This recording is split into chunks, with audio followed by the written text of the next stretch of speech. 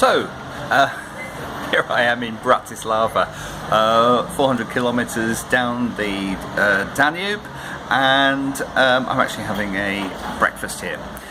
So, I've been staying in a different place every night and telling the same lie every night. And what's that lie? The lie is I have read and understand the terms and conditions. They were sometimes in a language that I didn't understand, and even if I did know the language, I didn't have time to read them all. So, was that unwise of me? Did it show a lack of maturity, or was I making a calculated risk? And I think that's one of the key messages that we take from this unit, Unit 5, that we have to understand the risks of using the internet along with the advantages, and we have to make sensible decisions about how we act.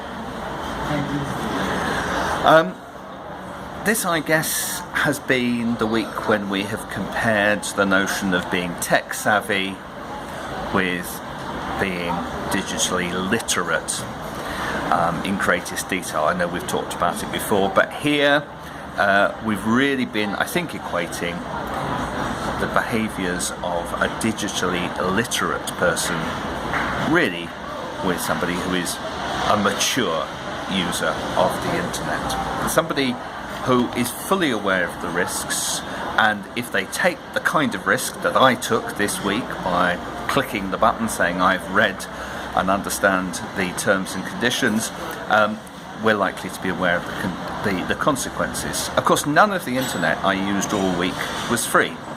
It was all paid for, but not with money. It was paid for with my data. Information was gleaned about me through my internet use, and that I knew and understood as an internet user. Well, last night I was staying on a campsite close to the border between Slovakia and Austria, and I came across a Dutch woman who was making a documentary about online gaming. I thought this was too good to be true, so I decided I'd interview this lady called Carol on a couple of points that were related to our course. She, first of all, describes online gaming as an online sport. Now, I'd be very interested in your view on that. We've had quite a discussion about the purpose of sport already. There's not much physical activity involved with online gaming. Is it a sport? What do you think? Probably more importantly within our discussion was the topic of online relationships.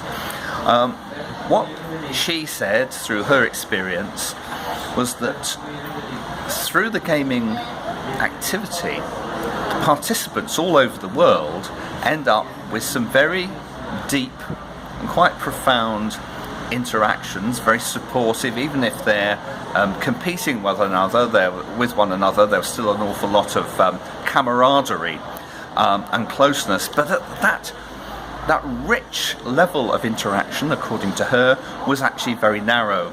And that was the thing she actually regretted, that people hadn't spent more time going beyond the game and developing the relationships that they were making around the world. And that, I guess, is one of the things she'll probably try to encourage people to do through her documentary and through the website that she promotes. I couldn't help asking her that in the area of online gaming, did she feel that exposure to a lot of sometimes quite violent games would desensitize people to violence? Well, her view was not, and she thought that people were able to understand the difference between the violence in a game and violence in the real world. I'm interested in what you think about that. But she then actually offered an addition, which was to say that she didn't think that applied to the dark web. And she'd come across people who'd visited some very disturbing sites on the dark web, and she felt that those experiences lived on. You can't unremember something was the phrase she used. Okay, so moving on, I guess the real theme of this week has been about power. It's been about the power of large organisations, large corporations, how they're able to use their control of the means of communication. But also we've looked at the power of the crowd. We started the whole course by looking at crowdsourcing, and we've now touched on the notion of things like fake news, for example, and the way that we saw that quotation from Mark Twain about the speed with which a lie can make its way around the world, and he was talking in the times before the internet. So there's power in the crowd, but the power that I guess we're really focusing on here is the power in ourselves as mature users. How far we understand the power of others, and we're aware of that and take account of it, and how far we actually take responsibility for our own power, the power we have to publish, the ethics behind what we say and how we do it, and our power not to do something. And interestingly, I've seen that there's at least one comment in the discussion board suggesting that it's perfectly reasonable for an individual to choose not to have a digital footprint. Well, that indeed is a piece of power, but if you haven't got one,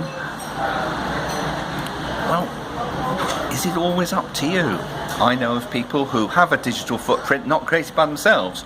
So actually looking out for what's being said about you, even if you've not actually posted anything yourself, actually becomes quite an important thing as an individual.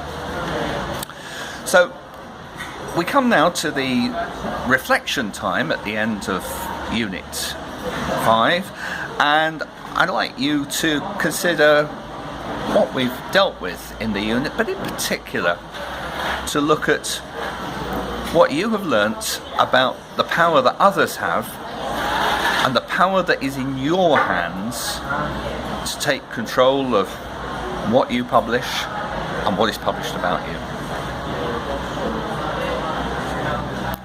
And goodbye from Bratislava.